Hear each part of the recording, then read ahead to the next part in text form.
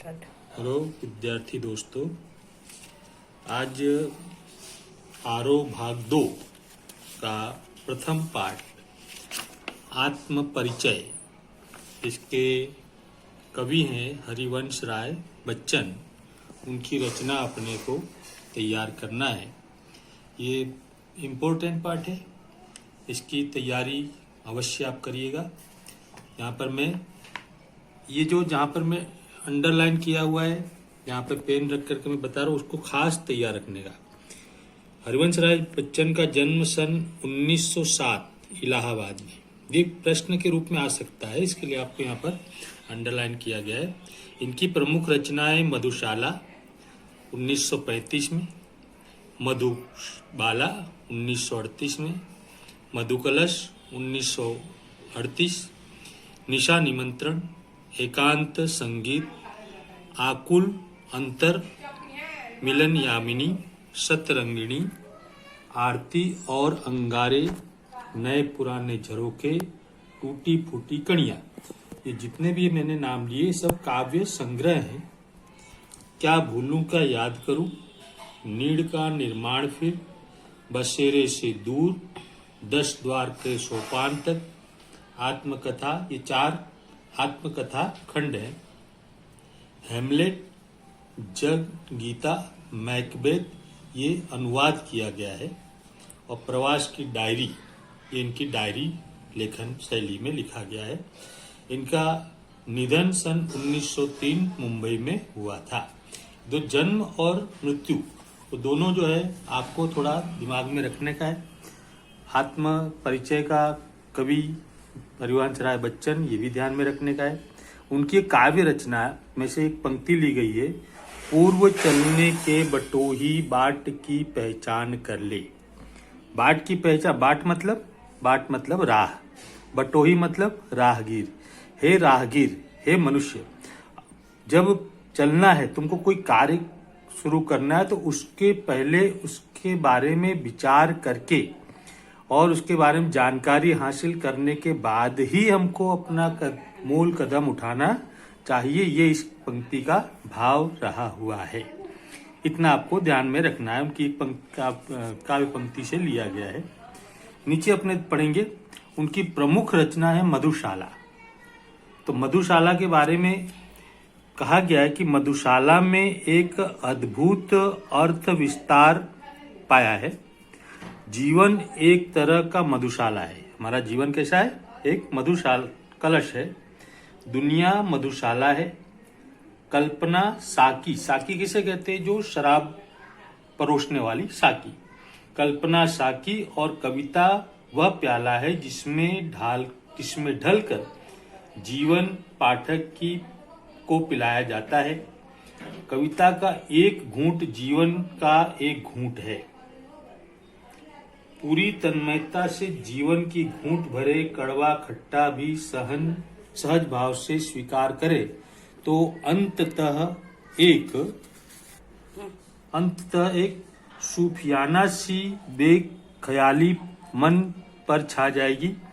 एक के बहाने सारी दुनिया से इश्क हो जाएगा और तेरा मेरा के समस्त झगड़े काफूर हो जाए। काफूर हो जाना मतलब नष्ट हो जाना। इसे बच्चन का हालावादी दर्शन कहते हैं। हालावाद का तात्पर्य होता है एक प्रकार से पलायनवाद। उसका सामान्य अर्थ में इस प्रकार से लिया जाता है। ये बच्चन जी का परिचय। आपको नोट्स बनानी है तो नोट्स में जो मैंने आपको बताया, जितना उनकी जो काव्य की रचनाएं हैं और जो अभी मैंने मधुशाला के बारे में पढ़ा, वो आपको अंडरलाइन करना है, वो लिखना है। अब यहाँ से नीचे जो है वो आत्म परिचय में मूल भाव क्या रहा हुआ है, वो कवि यहाँ पर हमको बताते हैं। तो आत्म परिचय में अपने को जानना दुनिया को जानने से ज्यादा कठिन है। आत्म परिचय से कवि कहना चाहता है कि स्वयं को जानना और दुनिया को जानने से ज्यादा कठिन लगता है।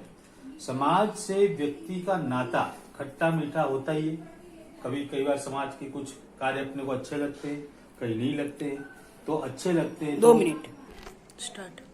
जग जीवन से पूरी तरह निरपेक्ष रहना संभव नहीं। निरपेक्ष मतलब उससे अलग रहना संभव नहीं है।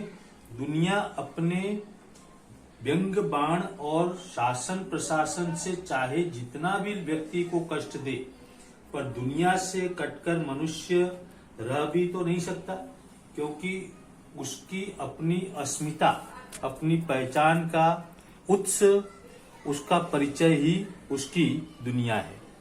अपना परिचय देते हुए वह लगातार दुनिया में अपने द्विघात्मक और द्वंद्वात्मक संबंधों का मर्म ही उद्घाटित करता कवि चलता है, और पूरी कविता का सारांश एक ही पंक्ति में बताता है कि दुनिया से मेरा संबंध प्रतिकलह का है। प्रतिकलह मतलब जंग संघर्ष का है। मेरा जीवन विरुद्धों का सामंजस्य है, उन्मादों में अवसाद, विरोधाभास, ये सब क्या है? विरुद्धों का सामंजस्य मतलब विरोधाभास है।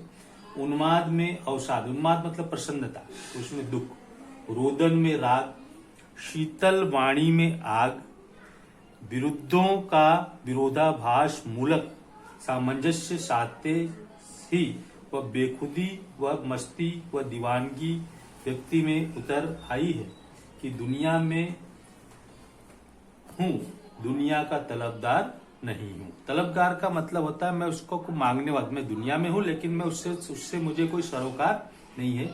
बाजार से गुजरता हूं और उसका मैं खरीदार नहीं हूं। इस भाव को जो है कवि ने यहाँ पर व्यक्त किया है।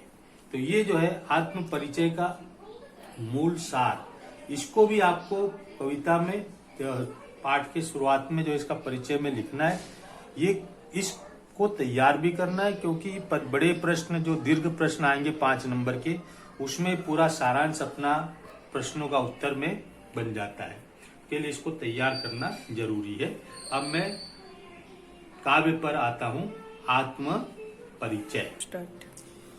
कवि यहाँ पर काव्य में कहता, मैं जग जीवन का भार लिए फिरता हूँ, फिर भी जीवन में प्यार लिए फिरता हूँ। कर दिया किसी ने झंकृत जिनको छूकर, मैं सांसों के 2 तार लिए फिरता हूँ। तात्पर्य जग जीवन का तात्पर्य है संसार में जीवन यापन करने की प्रक्रिया। संसार में जीवन यापन करने की प्रक्रिया, तो जो संसार में जो जीवन यापन मैं कर रहा हूँ, मैं कवि कहता है कि मेरे लिए एक प्रकार से वो भार स्वरूप है, क्योंकि मुझे वो रास आता नहीं है। मैं उस भार को न चाहते हुए भी, यानी यहाँ पर द्वंद्व संघर्ष की बात है, विरोधाभास प्रकट कर रहा है कि न चाहते हुए भी उस भार को मैं लिए फिरता हूँ, अपने सिर पर लिए फिरता हूँ, उसको सिर पर उठाए फिरता हूँ। फिर भी जीवन में प्यार, लेकिन ये जरूरी संसार का जो भार है, जो उसको पसंद नहीं है, उसको लेकर के तो ढो रहा है, अपने माथे पर उसको लेकर ढो रहा है, लेकिन जीवन में जो प्यार है वो उसको, जीवन में प्यार को वो भूला नहीं है। वो तनिक भी जो है जीवन के प्यार को वो नगण्य करता नहीं है। वो, इसका मतलब ये कि अपनी और संसार के रिश्तों की विवेचना करते हुए कवि ये कहता है कि वह संसार जिसमें वह आया है, उसका जीवन जीने का और व्यवहार करने का अपना एक भार लिए प्राप्त करने का एक ढंग है। वह कहता है कि मैं अपनी शैली में, अपनी पद्धति से वो उसको जीना चाहता है, लेकिन फिर भी उस जीवन के अंदर जो प्यार है उसको वो भूलता नहीं है। अगली 2 पंक्ति में कहा गया, कर दिया किसी ने झंकृत जिनको छूकर। झंकृत कर देना का तात्पर्य है संगीत का एक स्वर, झंझनाने का संगीत का एक स्वर। सांसों के 2 तार का मतलब है जीवन। तो कर दिया किसी ने झंकृत जिसको छूकर, कवि कहता है कि मेरे मन को किसी ने इस प्रकार से झनकार उत्पन्न कर दिए, जो एक संगीतमय ध्वनि उसमें उत्पन्न हो रही है। इसके कारण मैं जीवन के 2 तार, जीवन को लेकर के मैं घूम, मतलब जीवन जीने की तमन्ना मेरी जाग गई है। यहाँ पर झंकृत करने का तात्पर्य कवि की अपनी जो है वह अपनी पत्नी किसको लेकर के जिनको जो है वो बहुत प्यार करते थे। उनकी पहली पत्नी का नाम था श्यामा। वो श्यामा से अपार अथाह प्रेम करते थे। तो उनके प्यार की चर्चा शायद यहाँ पर शायद के अर्थ में लिया जाता है कि शायद उन्होंने उसकी की कि उन्होंने उसके जीवन में एक प्रकार से झनकार उत्पन्न कर दी, संगीतमय ध्वनि उत्पन्न कर दी। वो इसके कारण उनको जीवन जीने की एक नई चाह उत्पन्न हो जाती है और वो जीवन को सही भाव में समझ सकते हैं। ये भाव यहाँ पर रहा हुआ है। तो कवि के भाव को आपने विरोधाभास यहाँ पर समझ में आ ही गया होगा कि कवि ने विरोधाभास संघर्ष की बात की है। मैं संसार जग जीवन, संसार रूपी जीवन या संसार का जीवन, जग जीवन जो है ये समास है, इसको अपने समास के रूप में लेंगे तो जग का जीवन तत्पुरुष समास है। ठीक है। फिर सांसों के दो तार, ये जो है इसका समानार्थी शब्द है जीवन, मात्र जीवन, झंकृत कर देना, झनकार उत्पन्न करना, संगीत उत्पन्न करना। आगे जो पंक्ति में दूसरी पंक्ति में कहा गया, मैं स्नेह सुरा का पान लिए किए करता हूं। स्नेह सुरा, स्नेह सुरा का मतलब होता है, काफी नोट में लिखते रहना, स्नेह रूपी सुरा। स्नेह मतलब प्रेम, सुरा मतलब शराब। तो वो स्नेह रूपी शराब का पान कवि करता है। कवि कहता है कि संसार में बहुत से ऐसे लोग हैं जो अपने दुख को मिटाने के लिए खुशी में वे शराब पीते हैं और शराब पी करके अपने आप को भुलाने का जो है प्रयास करते हैं। लेकिन कभी उस शराब की बात नहीं करता। वो तो कहता है कि मैंने संसार रूपी जीवन से मैंने स्नेह रूपी सुरा का पान किया है और मैं उसको करता रहता हूं। मैं कभी न जग का ध्यान किया करता। ध्यान करना, ध्यान करने का मतलब होता है परवाह करना। भले मैंने संसार रूपी मदिरा का पान किया है लेकिन मैं कभी दुनिया की परवाह करता नहीं हूं, क्योंकि दुनिया की जो परवाह करता है वो हमेशा दुखी होता है, क्योंकि संसार कभी आपके अनुरूप होकर के नहीं चलता है। संसार है जो है वो कितना भी आप अच्छा करोगे, कितना भी आप संसार के लिए अच्छा करोगे, लेकिन कोई ना कोई अपना नुस्ख जो है बुराई करता ही रहता है। इसलिए कवि कहता है कि मैं अपने काम किए जा रहा हूं, मैं संसार की परवाह किए करता नहीं हूं। भले मुझे संसार ने बहुत कुछ दिया है लेकिन अगर मैं कोई काम करता और कोई इसकी निंदा करता है तो मैं उसकी परवाह करता नहीं हूं। आगे कवि दूसरी पंक्ति बहुत अच्छी बात कहता है, जग पूछ रहा उनको जो जग की गाते। संसार उसी की पूजा करता है, संसार उसी को चाहता है, संसार उसी को महत्व देता है जो उनके मन की बात करता है।